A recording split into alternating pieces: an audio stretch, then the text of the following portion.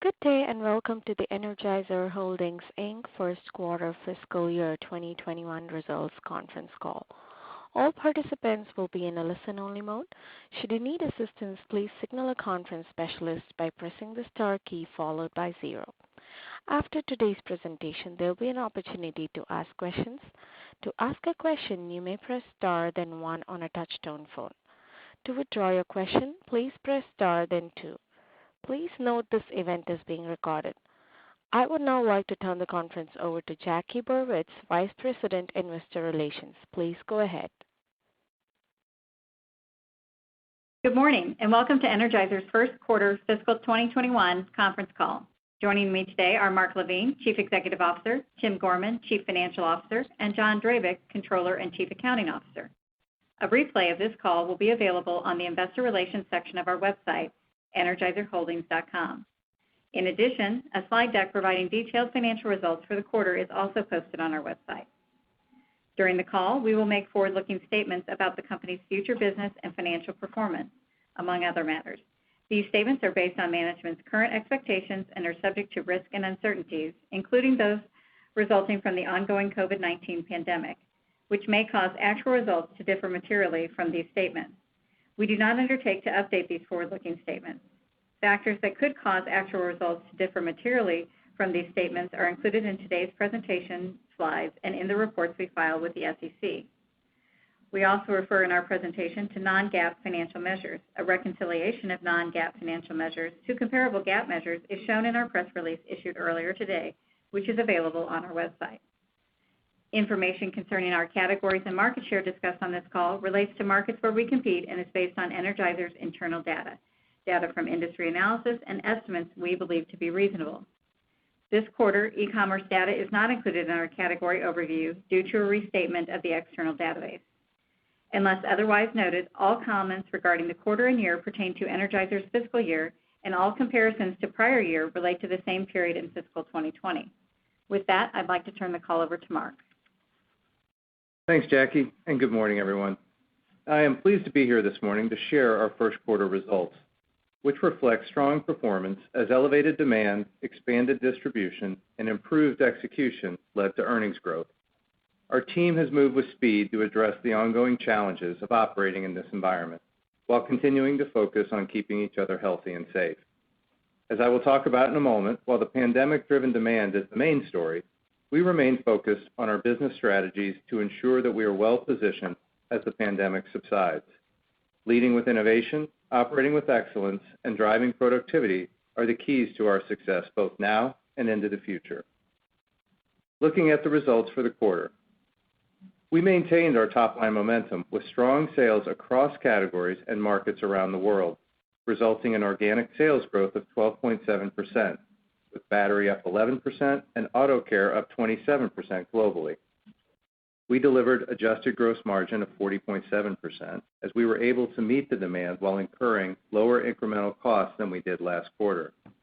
This combination of strong top-line growth and improving margins resulted in adjusted earnings per share growth of 38% and adjusted EBITDA growth of 17%. We were also able to take advantage of low interest rates to refinance a portion of our debt, which will result in significantly reduced interest expense going forward. We are off to a solid start for the fiscal year. With lower interest expenses due to the refinancing, we are increasing our outlook for the full year adjusted earnings per share to a new range of $3.10 to $3.40. In a few minutes, Tim will provide more detail on the results for the quarter, as well as our view for the full year. Let me start with category trends, where we continue to see strong consumer demand. As Jackie mentioned earlier, our category data this quarter does not include e-commerce due to an external database restatement. Globally, battery category value was up 6.9%, and we continue to see consumers purchasing batteries for immediate use.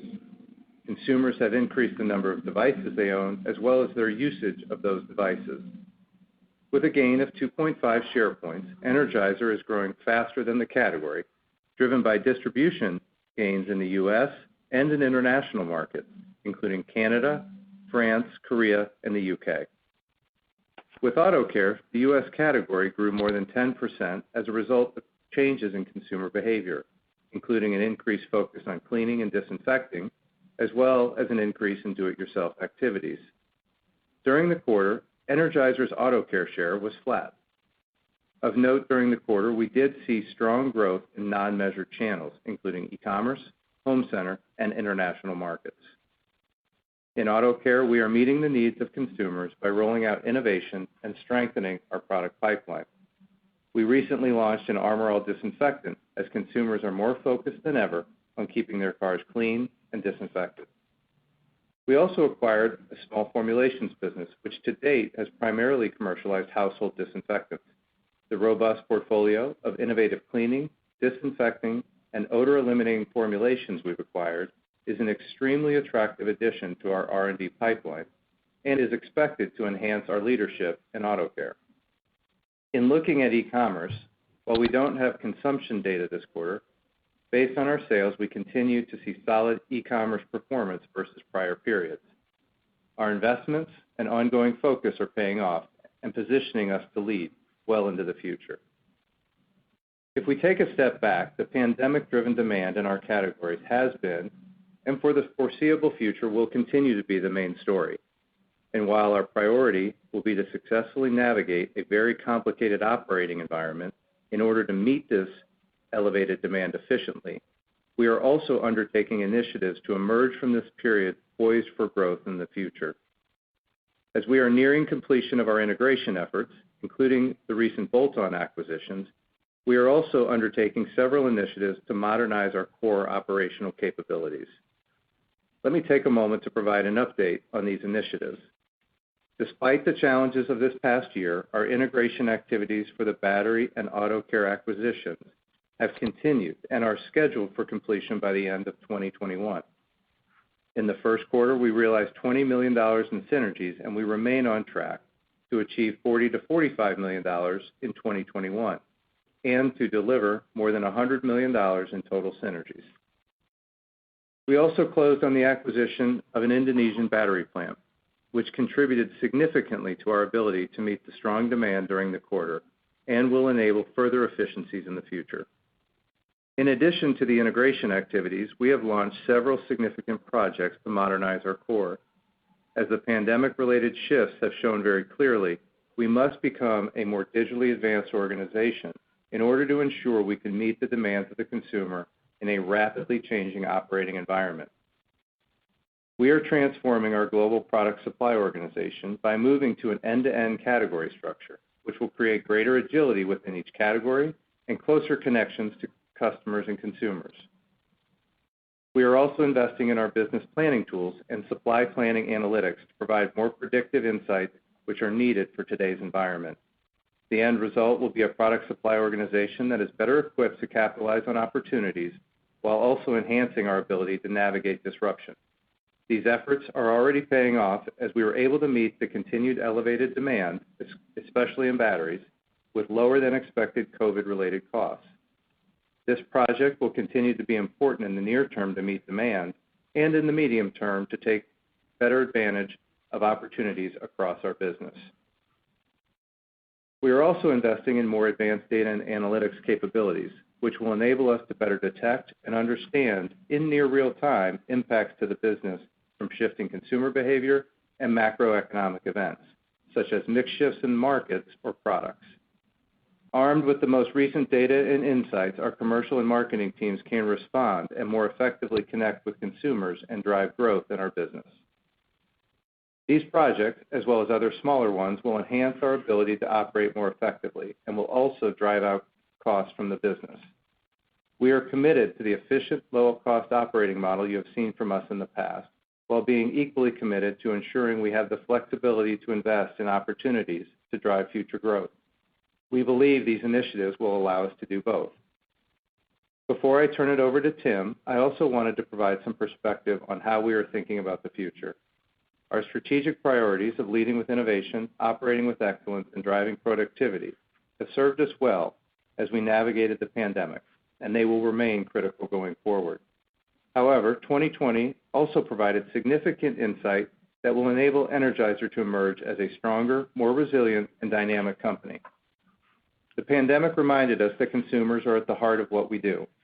Fundamentally, it was consumer behavior that drove disruption. As their habits and routines changed, they gravitated to trusted brands and engaged with our categories in new and different ways. They accelerated the changes in how they consume information and ultimately how they shop. Our consumer insights, combined with our powerhouse brands, enable us to create value for our retail partners by ensuring we are there to meet consumers where they are going. Remaining consumer-focused, investing in our brands, and ensuring we can adapt at the speed of the marketplace are the keys to our success in the future. We will leverage the best attributes of a large-scaled organization with the mentality of a startup, where small teams are unleashed to focus on critical initiatives. With that, I will now turn things over to Tim, who will provide more details about our financial performance for the quarter, including our refinancing efforts, capital allocation, and our outlook for the fiscal year. Tim? Thanks, Mark, and good morning, everyone. In addition to the earnings release we provided this morning, as Jackie mentioned, a slide deck is also available on our website, highlighting some additional key financial metrics. As Mark indicated, our organic revenue growth of 12.7%, coupled with cost controls and favorable currency tailwinds, resulted in strong adjusted earnings per share of $1.17, adjusted EBITDA of $192 million, and adjusted free cash flow of $90 million. Taking a deeper look at the top line, both our Americas and International segments grew organically more than 12%, with batteries up 11% and auto care up more than 27%. As Mark mentioned, the categories in which we compete continue to experience elevated demand. In addition, our organic sales growth also benefited from distribution gains that began last summer, as well as some shifting of shipments between quarters. Finally, the growth we are seeing this year is off a prior year first quarter organic sales decline of 3.4%. Adjusted gross margin decreased 110 basis points versus the prior year to 40.7%, although this represented a sequential improvement versus the last quarter. Gross margin was impacted primarily by incremental COVID costs of approximately $12 million, largely related to air freight, fines and penalties, and personal protection equipment necessary to meet the sustained elevated demand. And channel, customer, and product mix, as well as increased operating costs, resulted from increased tariffs associated with higher volumes, commodity costs, and transportation costs, consistent with inflationary trends in the global market. Partially offsetting these impacts to gross margin, the first quarter benefited from synergies of $13 million and favorable currency exchange rates. As we exit the first quarter, we believe the incremental COVID costs from air freight and fines and penalties over the remainder of the year will significantly diminish. However, like many other companies, we anticipate additional cost pressures from increased tariffs, commodities, and transportation to impact us over the remainder of the year, and we have included these items in our outlook. A&P as a percent of net sales was 5.8% versus 6.4% in the prior year, due primarily to the strong top-line growth experienced in the current quarter. Consistent with our priorities, we continue to invest on an absolute dollar basis in A&P to support our brands, with total A&P up $3 million, or 6%. Excluding acquisition and integration costs, SG&A as a percent of net sales was 13.4% versus 15.1% in the prior year. This was primarily due to the elevated sales experienced in the current quarter. On an absolute dollar basis, adjusted SG&A increased $2.7 million, driven in part by higher overheads associated with the top-line sales growth and the timing of costs partially offset by synergies of $7 million and lower travel expense due to COVID. As Mark mentioned, we realized $20 million of synergies in the quarter, with $13 million in cost of goods sold and $7 million in SG&A. For the full year, we continue to expect to realize $40 to $45 million of incremental synergies. In total, we have recognized nearly $90 million since we completed the battery and auto care acquisitions, and remain on track to realize in excess of $100 million by the end of fiscal 2021. We also took advantage of accommodating debt markets to refinance our existing short-term secured debt and our 2027 unsecured bonds with a new $1.2 billion term loan. Based on the new all-in interest rates, we anticipate annualized interest savings of roughly $25 million, with about $19 million to be realized over the remainder of fiscal 2021. We also amended certain covenants in our credit agreement, which will create additional capacity and flexibility in our debt capital structure. Our net debt to credit-defined EBITDA at the end of the quarter was 4.6 times, reflecting improved EBITDA performance and debt paydown during the quarter of $80 million, excluding refinancing activities. At the end of the quarter, our total debt was approximately $3.4 billion, with nearly 85% now at fixed rates and an all-in cost of debt of approximately 4.3%. And finally, we continue to drive shareholder returns through our balanced approach to capital allocation by investing in our business through innovation, brand building activities, and the projects we mentioned earlier to modernize our core and drive cost out of the business, delivering a quarterly cash dividend of $27 million, repurchasing 500,000 shares for $21 million, representing an average price of $42.61, paying down $80 million of debt, excluding the refinancing activity, and finally, completing 2 bolt-on acquisitions. As a result of our strong organic growth in the first quarter and the interest expense savings from the refinancing we undertook in December, we are updating our full-year fiscal 2021 outlook for the following key metrics. Net sales growth is expected to be at the upper end of the range of 2 to 4%, driven in large part by continued elevated battery demand in North America and favorable currency impacts. Adjusted gross margin rate is expected to be essentially flat on a year-over-year basis, in line with our previously provided outlook. Adjusted EBITDA is expected to be at the upper end of our previously provided range of $600 to $630 million, and free cash flow of $325 million to $350 million remains unchanged due to working capital requirements, in particular, inventory as we look to rebuild safety stock. Adjusted earnings per share is now expected to be in the range of $3.10 to $3.40. I would also like to provide a reminder regarding the quarterly phasing for the remainder of 2021. Beginning late in our second quarter of 2020 and through today, we have seen elevated demand for both battery and auto care products due to the impacts of COVID.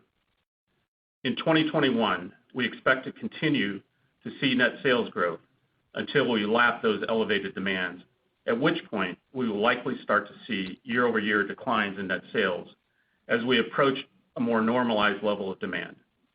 We expect this will begin to occur towards the end of the second quarter in battery and late in the third quarter in auto care.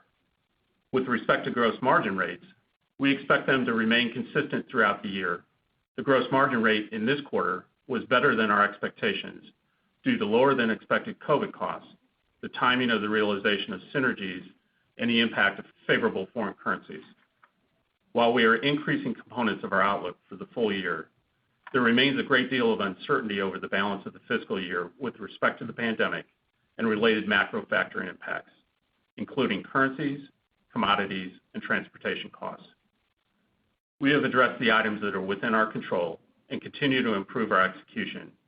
Actions that we have taken include continuing to drive increased distribution with strong organic growth across all categories and geographies, improving supply chain surety with expanded capacity and significantly reducing incremental COVID costs by the end of the first quarter, and finally, refinancing more than half of our debt portfolio over the past 7 months due to the accommodative debt markets.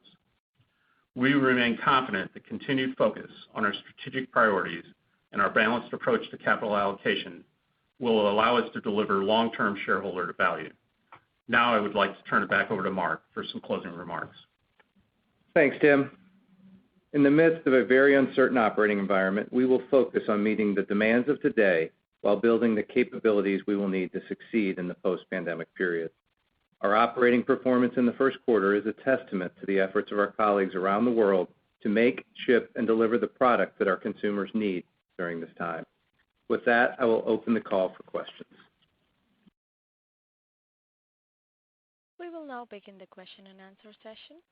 To ask a question, you may press star, then one on your touch-tone phone. If you're using a speakerphone, please pick up your handset before pressing the keys. To withdraw your question, please press star, then two. Please limit yourself to one question and one follow-up. If you have further questions, you may re-enter the question queue. At this time, we will pause momentarily to assemble our roster.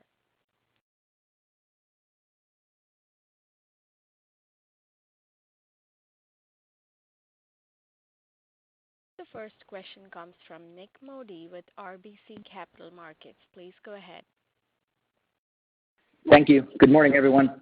The question is, hey, how you doing? The question is really thinking about the top line and what the balance would look like between volume and price mix. One of the things we've seen generally is this kind of general resetting of promotions, given what's been going on the last 8 or 9 months. And so I was just curious how you're seeing the category evolve, given batteries has historically been a very highly promoted category. So just wanted to get some context over there, and then just kind of a bigger picture question on distribution gains. That's been such an important part of the story. And given how much e-commerce has really been driving a lot of incremental consumption and the impulse nature of your categories, I just was hoping you could give us an update on how you're thinking about, driving sales within this kind of new environment if things stay the way they are. Thanks. Nick, there's a lot of questions in there. I'll start with the top line growth. I mean, we started Q1 and we wanted to execute and do what we said we were going to do, and we were successful in that we were able to capture the upside demand that we saw in the quarter with lower incremental costs, with improving gross margins. So we wanted to get back to just executional foundation, and we were able to do that. We were expecting a strong Q1. I mean, again, it was a soft comp from a year ago, but we were expecting organic growth in Q1, Q2. And then as you get into the back half of March and really into Q3 and Q4 is when we're going to be up against the elevated comps from when the pandemic hit last year. So this is consistent with the phasing that we've expected with the outlook we provided in November. A lot of uncertainty in the back half that we're going to still continue to analyze and make sure we're ready for. I mean, there's new waves of the virus. There's the vaccine rollout, economic impact, the weather impact on auto. We're going to continue to monitor those. We still expect the year to play out roughly in line with the phasing that I just described. But ultimately, we're focused on executing what we did, or what we said we were going to do in November. We updated it to the high end of the range because of the strong start to the year. As you mentioned, distribution gains, that continues to be a key part of the story. I mean, we're experiencing both elevated demand from the pandemic, but also higher demand from our distribution gains that started to roll out in the spring of last year, really continued through the balance of fiscal 20. We have additional distribution gains, which will continue to play out over the balance of 21. We feel great about where we're going to be positioned from a planogram standpoint in most of our major retailers, and excited about some of the new distribution that's going to be coming on later in the year. That includes e-commerce. We continue to emphasize digital commerce, not only in batteries, but also in auto care and lights as well. Having great success across the board on that. As you heard in the prepared remarks, there was a database restatement, so we're withholding sort of on category competitive information, just because we wanted to make sure that we take a hard look at that before communicating that externally. But our internal results on e-commerce are really strong. They continue to be as strong as they have been in previous quarters. And so a lot of momentum, as you would expect, in this new environment as more and more consumers are shopping online. Super helpful. Thanks, Mark. Thanks, Nick. The next question comes from Wendy Nicholson with Citi. Please go ahead. Hi, good morning. Just really as a follow-up to that, first thing is just sort of what are you anticipating or even maybe beginning to see from a competitive perspective? I mean, your distribution gains have been huge, but I would wonder if, at some point Duracell starts to kick back and gets more aggressive either from a promotional perspective or a negotiation with retailers. Are you starting to see any of that? Is there any point at which you say, wow, you've got big contracts coming up for renewal that you might not be able to renew and keep intact? Well, I would say Duracell's always been a strong competitor. We have been able to gain significant distribution over the last couple of years, and that's just by focusing on fundamentals with innovation and investing behind brands. We're not seeing it play out in the promotional environment, and this is probably one question I left out of my answer for Nick as well, is the promotional environment for the latest 13 weeks has been flat. So we are seeing a stable, benign promotional environment. And what you've seen with our largest competitor is they've emphasized innovation and investing in their brands. We've done the same, and we've had success with distribution as well. And so I would expect it to continue to be a competitive, healthy competitive environment for us and our biggest competitor, both in the U.S. as well as around the world. So no change and nothing unusual that we're seeing. Fair enough. And then if I can, just a follow-up actually for Tim on the balance sheet. That's awesome on the debt refinancing. That's huge in terms of the savings. But does that impact at all your thought process? Does it give you more flexibility in terms of buying back stock or raising your dividend even further? Just how does it impact sort of capital allocation thinking? Thanks. Yeah, Wendy, really no change in our thought process around capital allocation. So we'll continue to maintain a balanced approach as we move forward. Perfect. Thanks so much. Thanks, Wendy.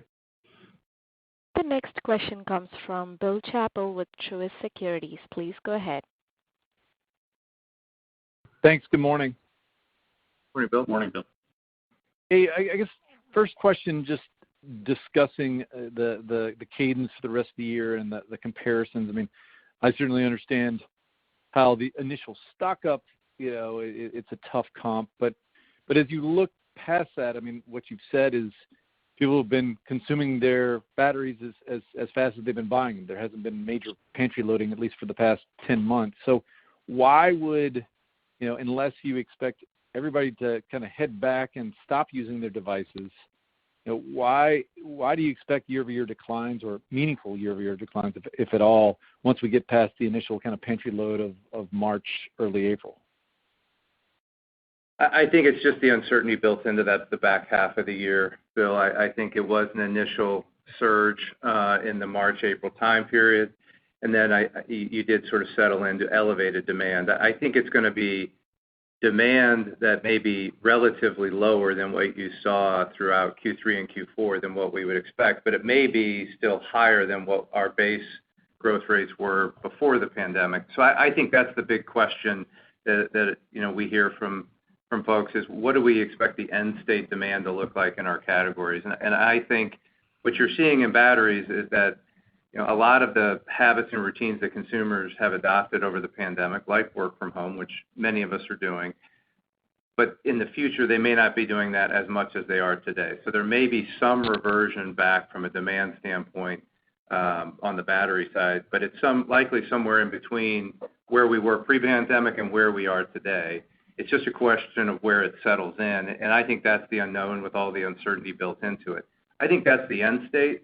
But then there's also the transition to the end state. And I think one of the things we have to cycle through in Q3 and Q4 is that transition of how do you get to where we are today to that end state where there may be some elevated demand beyond what we saw pre-pandemic. And that's what we're preparing for. We are analyzing multiple scenarios. We're ready for just about any different scenario that comes our way. But in terms of changing our outlook in Q3 and Q4, we just don't have enough data points to do that with the certainty that we think we need. That's why, as a result, we just called it to the high end of the range of 2 to 4%. Got it. And then just to follow up on auto care, I guess a little surprised that your market share was flat, and just because I know there have been a lot of efforts to gain some share and kind of the second, third year of ownership of the whole business. I know it's the off season, but can you maybe tell us what you see as I don't know if the retailers do similar spring resets in front of the season, but I mean, would you expect your share to start to tick up in addition to the category ticking up as we move to the summer? We would expect that. We have some really exciting innovation that's coming to market. I mean, we've mentioned disinfectants as one piece of that, but there are going to be additional pieces of innovation which are going to set in the February, March timeframe as those spring resets are established. It also has a little bit to do with the seasonality of the business. As you get into this part of the year, obviously refrigerants doesn't play as big of a part in the overall category as much as it does for us in the summer season. So some of that is you get caught up in the seasonality of the share. Most important one, the biggest subsegment for us is appearance. And yes, we would expect that share growth to happen in the spring season. Great. Thanks so much. Thanks, Bill. The next question comes from Dara Mohsenian with Morgan Stanley. Please go ahead. Hey, guys.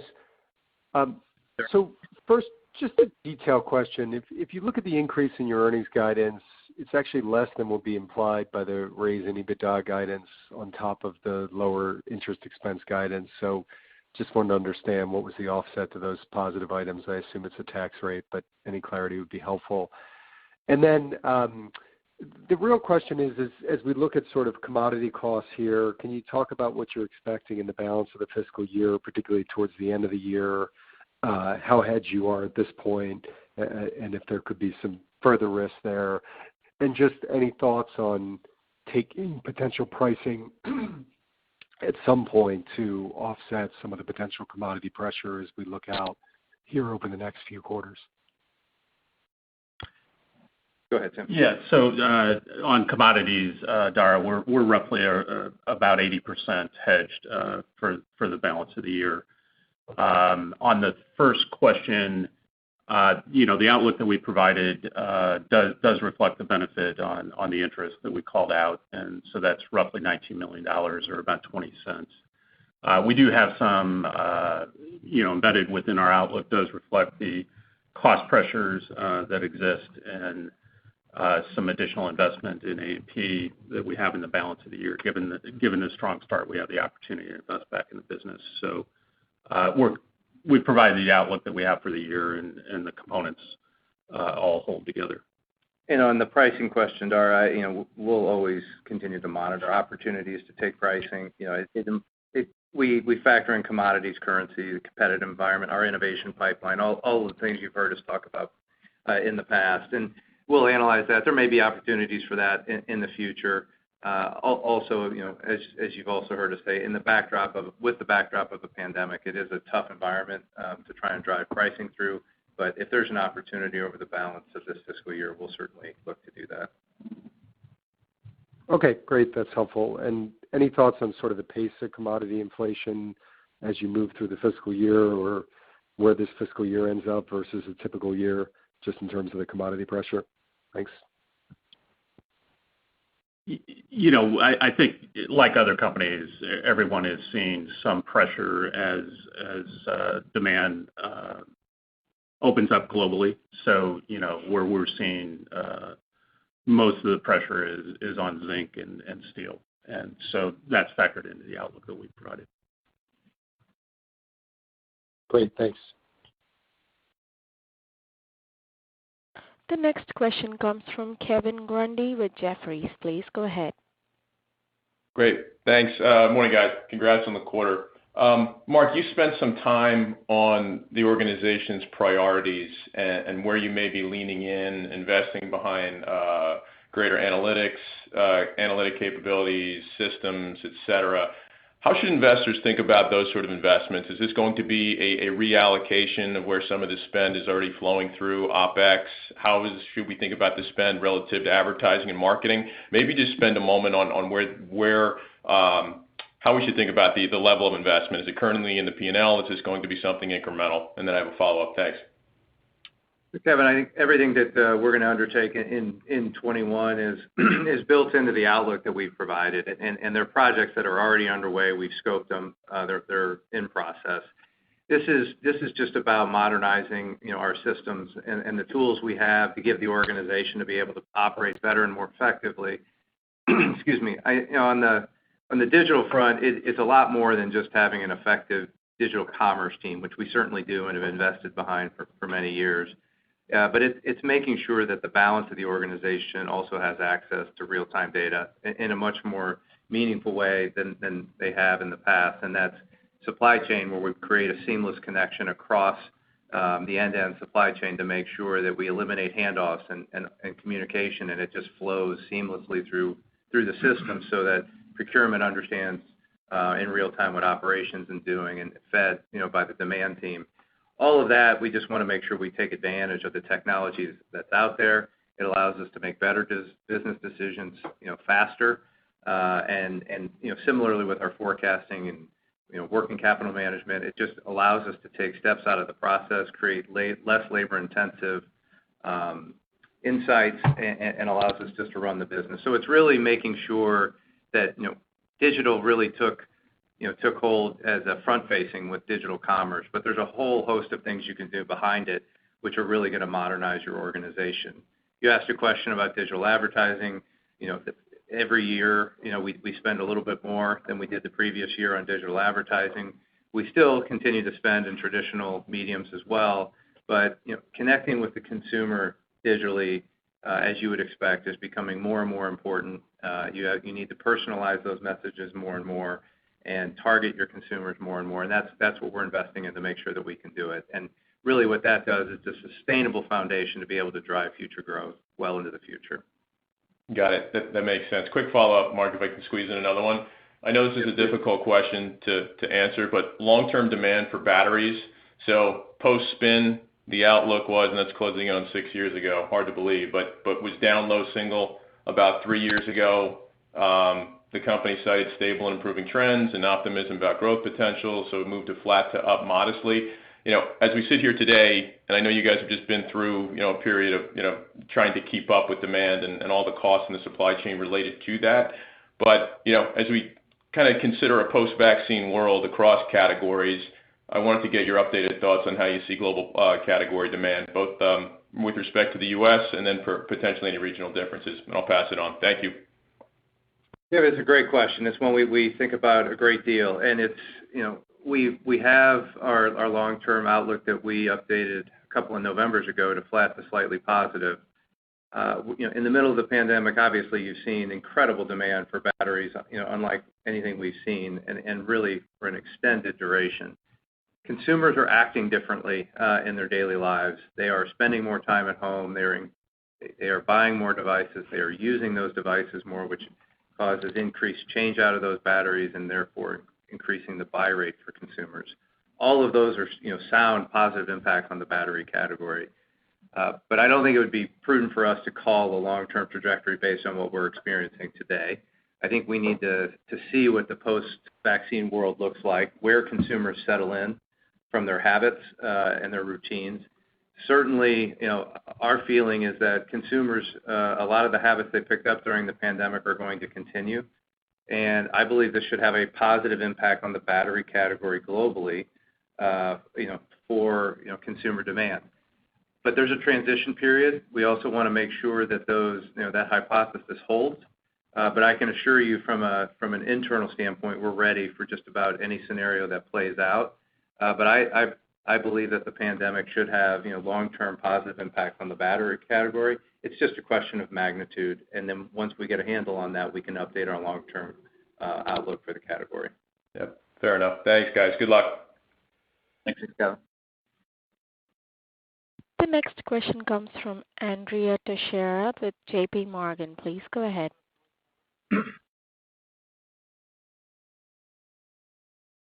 Andrea, are you muted?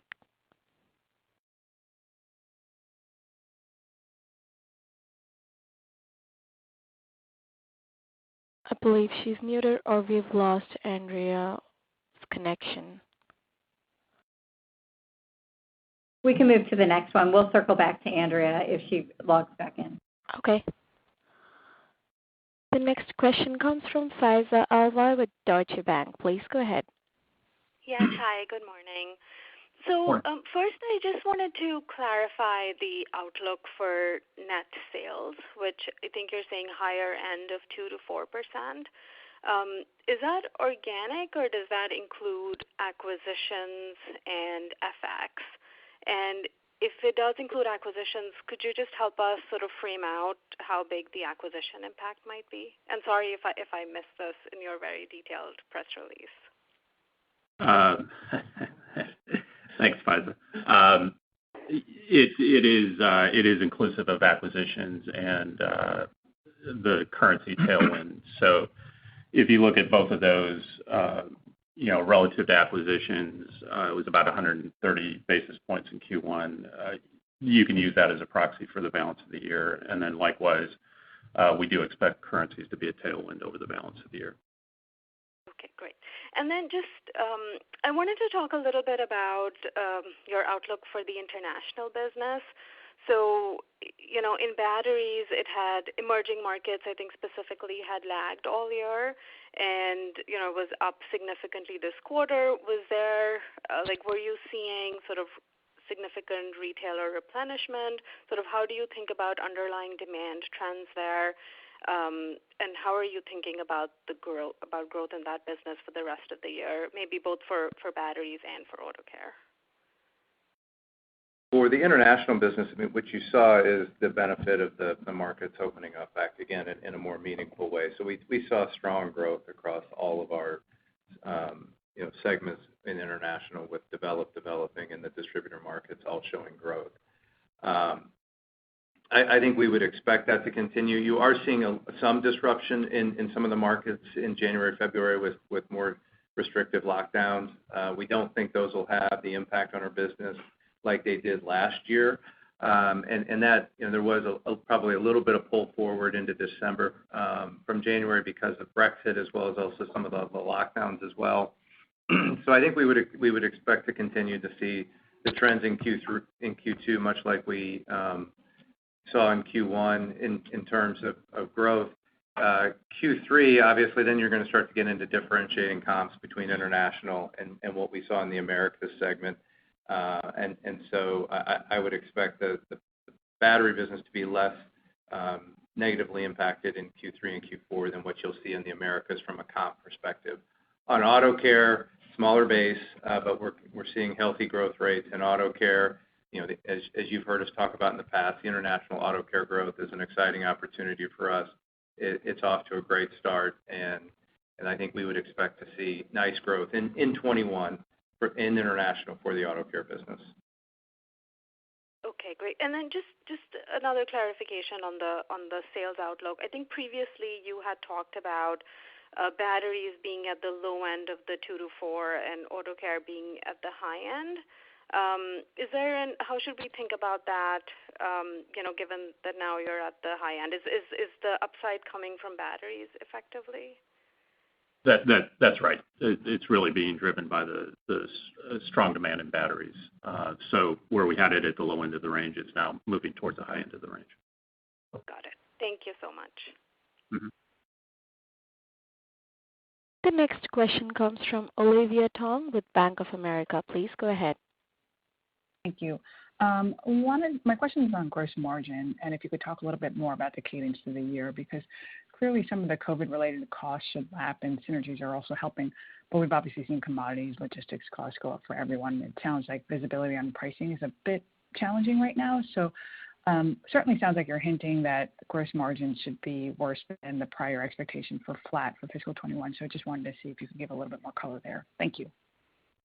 Yeah, so Olivia, we didn't change the outlook for the balance of the year. When we gave our outlook in November, we indicated that gross margin would be flat versus a year ago. We're holding to that same outlook for the full year. You're right, we do have the benefits of lapping the COVID costs that occurred in Q3 and Q4, as well as synergies. Offsetting that is the cost pressure that we talked about relative to tariffs, commodities, and transportation costs. I think you're seeing that across the number of companies. And then we also have the mix impact that we called out in November as well. And so those two factors are offsetting the benefits of lapping the COVID cost and the synergy benefits that we expect over the balance of the year. Got it. And then can you talk a little bit about the household disinfectant acquisition that you mentioned in your prepared remarks, how you plan on leveraging it? And are you considering expansion outside of auto-related channels as well, or is it specific to auto care? Thank you. Thanks, Olivia. We're really excited about that acquisition. I mean, it's a formulations company, which really provides a great addition to the auto care innovation pipeline. That was the primary focus, is some of the technology and formulation expertise that they have on disinfectant, but also odor elimination, cleaners, degreasers. There's a nice portfolio that they had. They had an existing business, which is expected to generate roughly in the $4 to $6 million range in EBITDA, and that was where they commercialized their disinfectant technology through a licensing arrangement with major retailers and other household CPG companies. And so we expect that part of that business to continue, and we will help them drive that further, licensing to additional counterparties to drive that business. Our interest is really taking their technology, infusing it in our auto care portfolio, and helping us lead and shape that into the future. But a lot of exciting opportunities there. Our focus right now is helping them on their core business, which is that licensing arrangement with retailers, but then also making sure we lean in and invest behind our portfolio in auto care. Got it. Thank you. The next question comes from Andrea Teixeira with J.P. Morgan. Please go ahead. Thank you. And apologies before. I hope you can hear me now. So I have a clarification. Yeah, great. I have a clarification, Mark, on the outlook for auto care, and then for the synergies, a follow-up on the synergies. First, I appreciate the call on potentially going a negative on batteries, but then auto care with all this innovation, help us understand how you're going to cycle, obviously, the changes that you've made, and I think in the earlier question, I think is that the upside has been coming from batteries mostly. So if you can give us an idea of auto care. And then on the COGS bridge, I'm thinking more of the synergy side. Like you had a pretty good outcome for the synergies. How we should be thinking going forward within the outlook that you gave, how we should be thinking of the margin components. Thank you. I can cover the first one and turn it over to Tim for the second part of that, Andrea.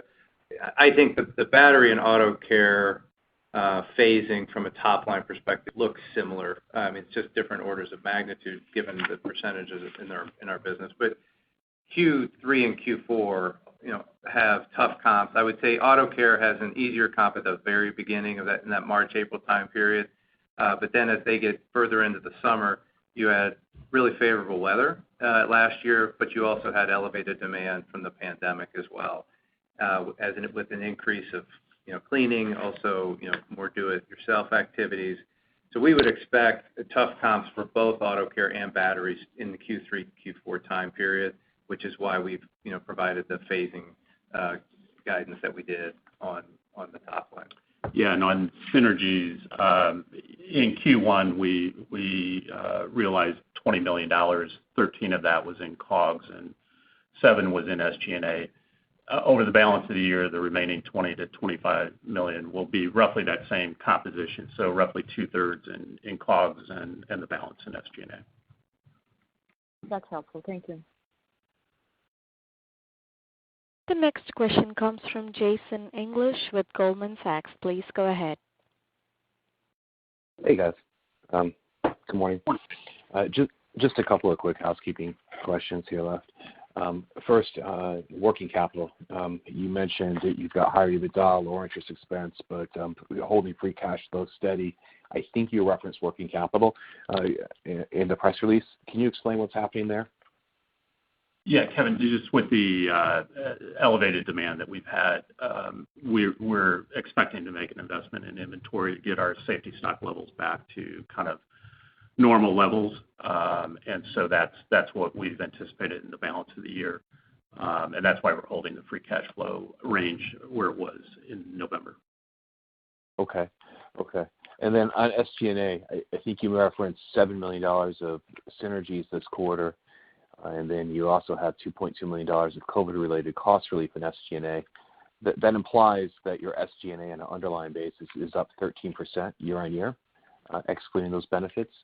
What's causing SG&A to inflate so much? Yeah, so there's a variety of components. The first being, the top line growth that we're seeing is driving higher SG&A. We're also seeing just normal inflationary pressures, and then if you look at year over year, the timing of costs being incurred, there's some timing differences as you look quarter over quarter. So the SG&A is in line with the outlook that we provided in November for the full year outlook, consistent with what we provided in November. Okay. Thanks a lot. I'll pass it on. Thanks, Jason. The next question comes from Rob Ottenstein with Evercore. Please go ahead. Great. Thank you very much. First question, can you please give us a little bit more detail on the distribution gains? I think sort of mid last year, you entered Sam's Club for batteries, obviously, very prominent and important retailer. Can you talk maybe a little bit about the magnitude or the size of the distribution gains in terms of who you're entering, both in auto and in batteries in the U.S. and internationally? Well, I can provide just sort of some directional, in terms of retailer distribution, because it comes from a couple of different places. Obviously, we were able to enter Club last year, but also, as you saw play out over the balance of 20, we were able to expand distribution and get more favorable distribution in a number of retailers that are out there. We don't like to speak to specific customer distribution wins or losses or developments, but broadly speaking, we were able to expand distribution and improve our space in a number of major retailers in both measured and unmeasured channels, and that's true both in batteries as well as auto care. In auto care, we were able to, jump into the home center. We were able to get expanded distribution there, and then in the unmeasured universe, it's also online.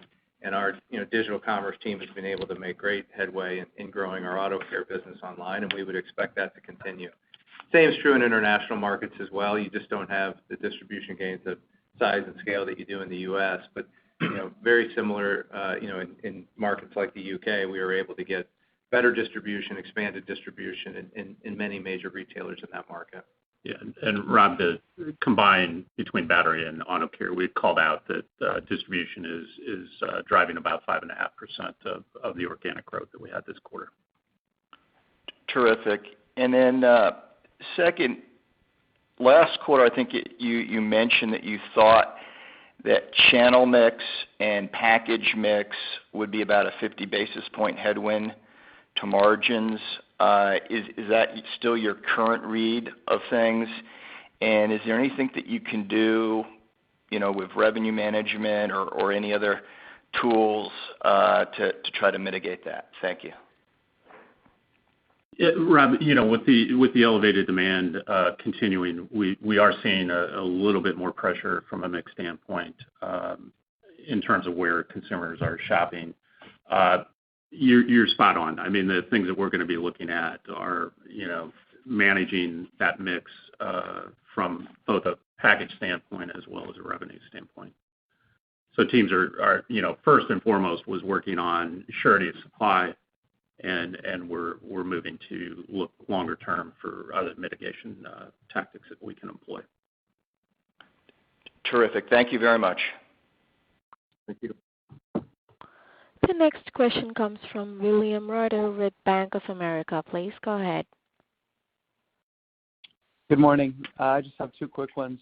The first one, toy sales have been really strong. I think that's one of the categories which, one of the device categories that is important to you guys. Do you have a sense for how much of the sales growth you have experienced is due to that category specifically? It's hard to decompose it at that level. I mean, what we can see is in the device universe that consumers have in their home, they continue to buy more devices. A lot of it's related to home office trends, home health trends, home hygiene trends. So you're seeing devices increase in the home related to those items. Certainly, toys, gaming controllers, obviously plays a role in it as well. But we haven't provided sort of our internal device surveys and how are those broken down. There is a page in the Investor Day deck from 2 Novembers ago where we provided that, and we can send that to you if it's helpful. Okay, I can search for that. The other one is, you're still going to continue to be integrating the Auto Care acquisition through this year. Are you at the point where now you are evaluating additional M&A opportunities, given that leverage still is, above 5 times, or will you wait to get through the integration this year before looking for additional opportunities? I think we are always looking at opportunities. I think we are mindful of leverage levels when we're doing that. We're also mindful of what the organization has on its plate and whether they can handle an acquisition. I mean, the 2 bolt-on acquisitions that we were able to do last quarter were manageable from a debt standpoint. They were manageable from an organizational standpoint. And any future deals, we would put the same lens on to make sure that it was strategically important, it was manageable within debt levels, and manageable from an organizational standpoint. Those are always lenses we make sure we take these opportunities through. Great, helpful commentary. That's all for me. Thank you. The next question comes from Carla Casella with J.P. Morgan. Please go ahead. Hi. Just a little bit more clarification on your thoughts around working capital for the year. So you mentioned the inventory rebuild that you have coming, but have you also changed your payable terms at all, and do you expect those to revert to more normal days as we go through the year? We haven't changed our terms, and so teams continue to manage all components of working capital, including accounts receivable and accounts payable. But we haven't seen any noticeable changes on payment cycles. Okay, great. And then also on cash flow, your CapEx this quarter was running a little bit below the rate that you're guiding to for the year. Can you give us a sense for timing and any special projects that would come in one quarter versus another? No significant outlook in terms of the cadence over the balance of the year. We call that the full year amount, and the amount in Q1 was in line with our expectations. Okay, and I have one business question on the Auto Care side. Given the recent increase in gas prices and some of the state restrictions, do you see much impact on sell-through when we see those kind of stresses? You can. I mean, I think the key driver for that is going to be number of miles driven, and to the extent that increased prices are going to keep people from driving as many miles, then you can see an impact.